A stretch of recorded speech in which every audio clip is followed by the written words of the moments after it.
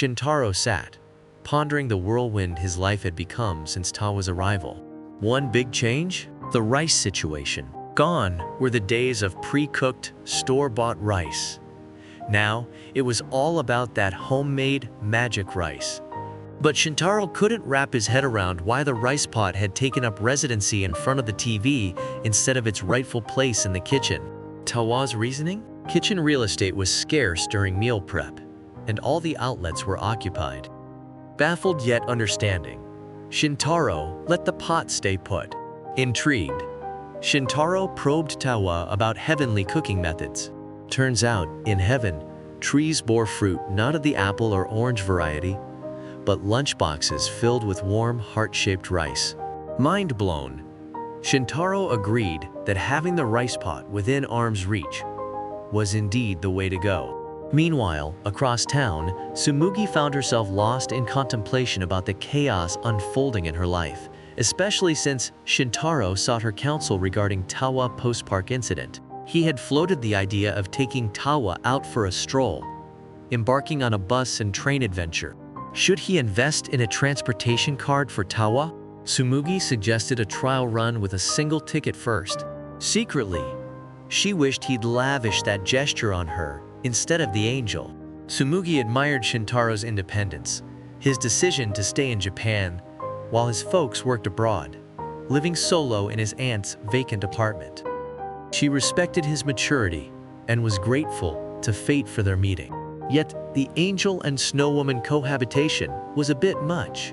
To ease her mind, she sipped her tea, conceding Tawa's niceness and her willingness to aid them. However, Shintaro's mentions of other girls left her unsettled. She wished she had mustered the courage to make him lunch first, to be more forthright about her feelings. Little did they know, their lives would take such a wild turn with the sudden angelic Rumi. Feeling ordinary, Tsumugi playfully mused about yokai ancestry to her mom, who reassured her that normal was pretty great too. The last thing Tsumugi wanted to hear was her mom's reassurance that being normal was great. What she really craved was those 3 magic words from Shintaro Tokumitsu: "I love you." Figuring out how to make that happen became her top mission. Meanwhile, her hungry younger sibling descended the stairs, craving snacks. Mom, keen to stave off pre-bed munchies, dispatched him for a bath to quell his hunger pangs. This prompted her to reveal a 2,000 yen voucher from a Senior Donut raffle, urging Tsumugi to seize the sweet opportunity with her friends pronto, despite protests from the younger one who also yearned for sugary delights.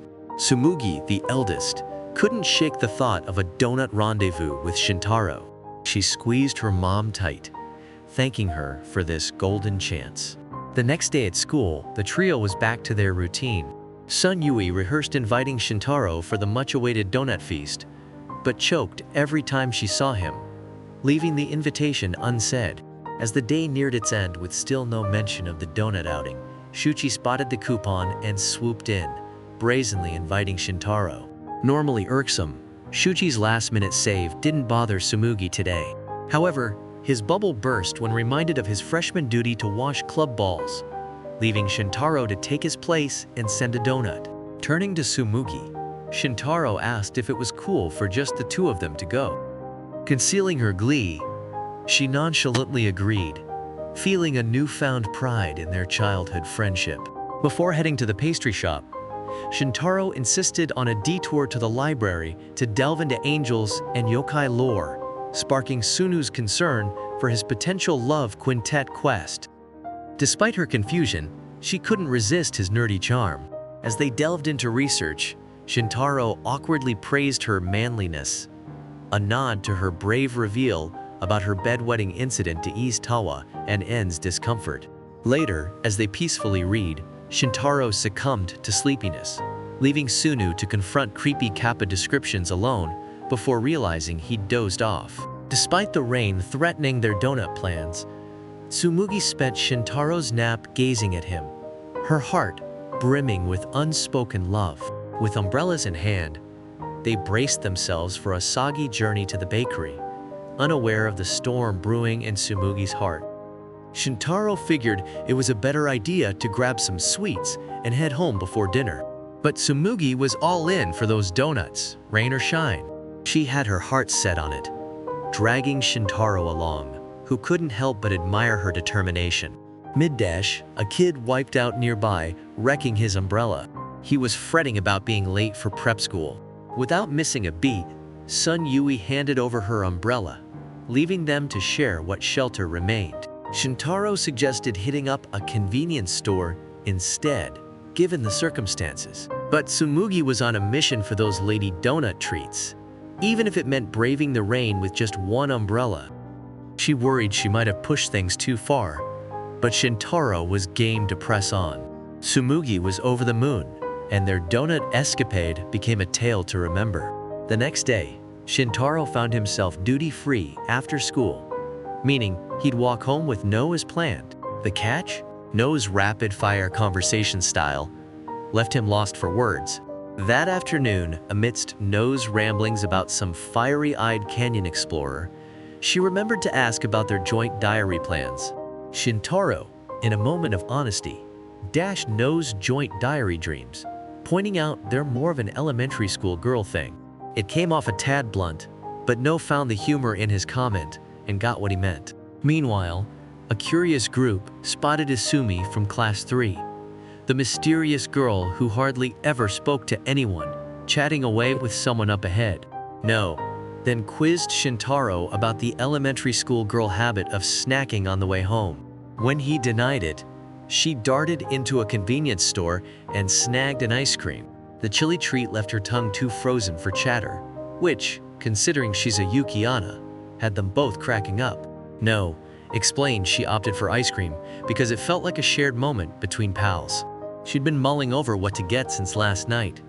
Seeing today is special. It marked their first walk home together. The excitement kept her tossing and turning all night. And speaking of sleepless nights, she mentioned how revealing her Yukiana status to Shintaro had kept her up too, something she'd never opened up about before. Shintaro chimed in, sharing how he had a restless night himself, even dreaming about a kappa. No chuckled, thanking Shintaro for making her revelation feel real, not just a figment of her imagination. She appreciated his understanding of such a big part of her life. As they reached the end of their walk together, Shintaro turned left, saying his goodbyes to No. She teasingly warned him that next time he'd be treating her to ice cream. Back home, No kept the ice cream wrapper as a keepsake, eagerly anticipating their next rendezvous. The following morning, Tawa was humming a tune while folding clothes, singing an impromptu song about Shintaro's favorite veggies for dinner. Suddenly, a loud crash echoed from the balcony. Rushing to investigate, Tawa found Shu, a miniature version of herself, who had crash-landed in Shintaro's apartment. Later, when Shintaro returned home, Tawa filled him in and asked the little one to introduce herself. Shu, in true grumpy child fashion, did so hastily. Then, she demanded Tawa return home and promptly made her exit through the window. Tawa kept closing the window to prevent Shu from being seen, but Shu persisted in reopening it. Finally, Tawa coaxed Shu into calming her nerves with some milk, her favorite drink. After a couple of sips, Shu shot sour looks at everyone, while Shintaro marveled at the existence of such tiny troublemakers. It all made sense, considering Cupids are basically baby angels. Tawa questioned Shu's sudden appearance, reminding her that descending without permission wasn't allowed. The little girl argued that God greenlit her visit because Tawa had been too quiet for too long, which worried her. Tawa explained she was studying human behavior and a week away wasn't that long, but to stubborn Shu, it felt like forever. They were like sisters after all, and Shu could always sense Tawa's presence and track her down in the house. But Shu wasn't thrilled to find Tawa staying in what she deemed a dump, especially with a human guy, whom she labeled a perverted animal. Trying to ease tensions, Tawa vouched for Shintaro's kindness and invited Shu to try the food she'd prepared to see if her sour mood was just hunger. But Shu freaked out more at the sight of Tawa cooking for this cursed Shint and doing his chores. Tawa attempted to teach her that his name was Shintaro, but all Shu could manage was to repeat "cursed Shint" with less than angelic vibes. Shu branded him a perverted lunatic, convinced he was forcing Tawa into servitude, despite Shintaro's attempts to explain otherwise. Shu's solution? Execute the human. Tawa scolded her, but Shu amended her statement to "Shintaro will meet his maker," still oozing hostility. Seeing her scolding fall flat, Tawa switched tactics, offering milk again to the reluctant heavenly girl who kept trying to drag Tawa out of the house. Tawa explained to Shu that Shintaro had warned it was risky for her to leave the apartment. Frustrated, Shu questioned how Tawa could learn about humans if she never ventured outside.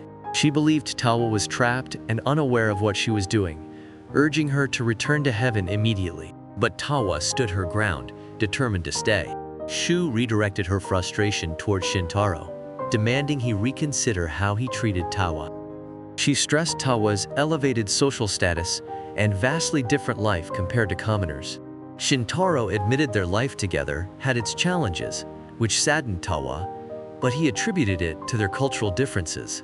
He acknowledged Tawa's efforts to please him and behave properly, which touched Tawa deeply.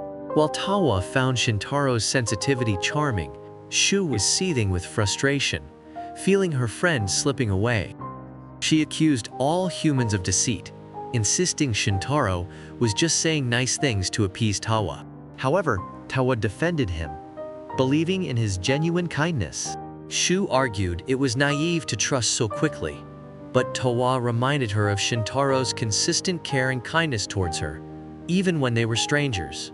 This kindness had comforted Tawa when she first arrived on Earth, reassuring her she wasn't alone, which brought her immense happiness. Feeling indebted to Shintaro for his kindness, Tawa resolved to repay his affection by bringing him happiness. This led her to choose to stay on Earth. Shintaro felt a bit awkward, hearing Tawa praise him so highly, while Shu, frustrated by their stalemate, stormed out, deeming Tawa foolish for wanting to stay. Shintaro and Tawa set off to find the little angel. Shintaro speculated that angels preferred high places, which Tawa confirmed. Together, they scoured the building, hoping to convince Shu of Shintaro's sincerity and Tawa's decision to remain on Earth. They made their way to the rooftop garden, where they expected to find Shu. Along the way, Tawa apologized for Shu's harsh words, but Shintaro understood they came from a place of concern. When they found Shu in the garden, Tawa apologized again, but Shu reassured her friend. Tawa offered Shu a hug, and Shintaro watched the touching moment, feeling a bit like he was witnessing a divine event. Despite Shu being an angel, she still behaved like a child, and Shintaro couldn't help but find her cute. During the embrace, Shu accused Shintaro of stealing her necklace, which began beeping, signaling her imminent return to paradise. Shu cried, asking Tawa if she truly wouldn't come back with her. Tawa stood firm in her decision, promising to pray for Shu's well-being. While Tawa acknowledged Shintaro might not be so bad, she warned him that if he ever hurt the angel, Shu would ensure he faced consequences. With that, Shu was sent back to paradise, ranting against Shintaro all the while. Tawa took the opportunity to explore the rooftop garden, something she'd never done before. Meanwhile, Shintaro realized things needed to change and suggested they start taking walks together every evening after dinner. Blushing, Tawa accepted the invitation, reaffirming the positive image she held of him. As promised, every evening after dinner, Shintaro and Tawa strolled around the city, with Shintaro guiding Tawa through the intricacies of daily life, always reminding her to check both ways at traffic lights before crossing. To his surprise, one day, when he absent-mindedly tried to cross on a red light, it was Tawa who saved him, stepping in as the guardian angel herself. Back at the apartment, Shintaro habitually announced his arrival, even though no one else was there. Tawa remarked on this, and as Shintaro explained, it was just force of habit. They found themselves drawn a little closer, creating a bittersweet atmosphere. Settling in to watch a TV show called Sweet Journey, they discovered that the featured sweet, the Shatney strawberry and musket sandwich, could be found at a store just one station away. To Tawa's surprise, the stores shown on the program were real. Shintaro invited her to try one, an offer she eagerly accepted. On their way to the sweet shop, Shintaro handed Tawa a ticket to use at the station turnstile. Tawa recalled seeing a train once on the day she arrived on Earth and was startled when the ticket was swallowed by the machine. Shintaro explained that it would come out differently on the other side, but Tawa had assumed it would return to her at the end of the journey. Captivated by the bustling city, Tawa darts ahead, earning a gentle scolding from Shintaro. She returns and takes his hand, instantly lifting his spirits. Their moods shift again when they finally arrive at the shop, greeted by the sight of the delicious, sweet sandwiches from the TV show. While Tawa orders a mixed fruit sandwich and a strawberry milkshake, Shintaro opts for a red and green apple sandwich and a honey shake. Seeing Tawa enjoy her meal brings a smile to his face, and he's glad they went out together. Their city tour continues until they reach an ecological park. Tawa spots a swan pedal boat and mistakes it for the real thing, recalling a human play she saw called Swan Lake, a romantic tale. Shintaro explains what it is and suggests they give it a try. Soon, they're pedaling together, enjoying the ride. Shintaro can't help but feel a sense of love as he watches Tawa's legs spinning in rhythm. Suddenly, Tawa gets excited and speeds up the swan, turning it into a makeshift jet ski. Seeing the elderly couple find them adorable, Shintaro gets flustered and takes control of the pedal, steering away from their gaze. When Tawa asks about lovebirds, Shintaro plays dumb, pretending not to know. But as they disembark from the swan, the old couple's comment lingers in Shintaro's mind, making him realize they're on a date. A little further down the path, Tawa spots a dango shop and eagerly pulls Shintaro towards it, but he impulsively lets go of her hand. As they walk, he explains that holding hands is reserved for very close people. Suddenly, an impatient woman knocks Tawa over as she changes direction. While Tawa remains understanding, Shintaro apologizes, feeling responsible for her safety. He reflects on how every time Tawa is in danger on Earth, it's because of selfish humans who only care about themselves. Shintaro wonders if he's the same way. Tawa offers him a lesson, explaining that it's easier to care for others when we care for ourselves. In that moment, Shintaro feels deeply grateful for having met Tawa. Wanting to shift the mood, he suggests they indulge in the dango she was excited about. They walk to the snack bar together, albeit without holding hands.